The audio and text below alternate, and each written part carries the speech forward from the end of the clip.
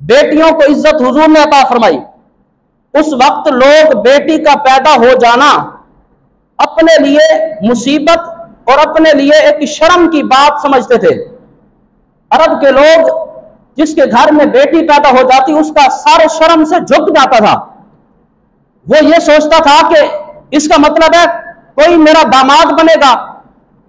वो अपने लिए इसको शर्म की बात समझते थे। देखो आज के जमाने में कोई अपनी बेटी से प्यार करता है तो कोई मुश्किल नहीं है।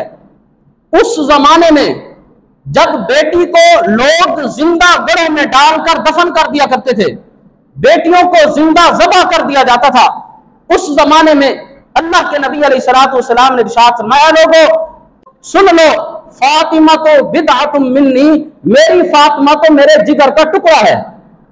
ये उस जमाने में फरमाया। आज अपनी बेटी के लिए कह देना आसान है।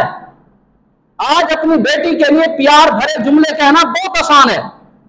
ये वो जुल्मत का दौर जब किसी की बेटी पैदा होती थी तो सालों साल तक किसी को बताता नहीं था, घर के कमरे के किसी कोने में छुपाए रखता था या शर्म की वजह से जाकर जिंदा गड़े में फेंक आता। उस जमाने में हमारे नबी सल्लल्लाहु अलैहि वसल्लम ने बेटी को कितना बड़ा रुतबा अता फरमाया। फरमाया मेरी फातिमा तो मेरे जिगर का टुकड़ा है।